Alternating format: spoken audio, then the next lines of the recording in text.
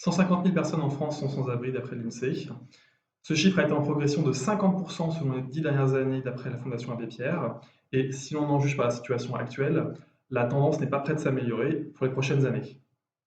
Nous avons tous croisé cet homme, cette femme mendiant dans la rue sans que nous lui prêtions attention. Et nous ne lui prêtons pas attention, car lorsque nous le faisons, bien sûr, nous sommes tristes et nous approuvons de la compassion pour cette personne. Et surtout, nous avons honte de vivre dans le confort, de manger pour le plaisir, de vivre dans un logement chauffé, d'avoir de l'eau, de l'électricité, Internet à disposition, tandis que eux n'ont rien de tout cela. C'est ce décalage qui nous fait sentir impuissants et coupables, parce qu'au fond, on aimerait tous empêcher cette situation. On aimerait tous que tout le monde ait un logement au-dessus de sa tête pour dormir.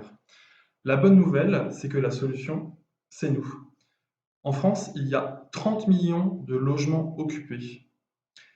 Donc si on se réfère aux 150 000 personnes qui sont sans abri en France et qu'on considère, pour simplifier les calculs, qu'il y a 400 jours par an, ça veut dire qu'il y a 150 000 fois 400, 60 millions de nuitées.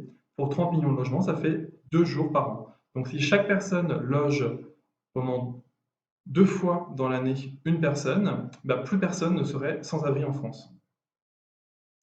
Non, loger 2 fois par an une personne, c'est abordable pour beaucoup de personnes.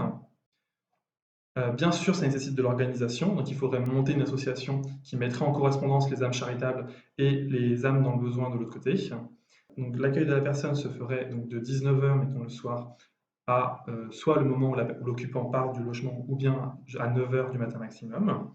Et outre l'avantage évident matériellement pour la personne qui loge chez un autre, on y retrouve également un accès à une personne, donc ça permet aussi d'avoir de nouvelles opportunités, de rencontrer de nouvelles personnes, de ne pas rester isolé, et avoir accès à un service aussi bête que Internet, tout simplement.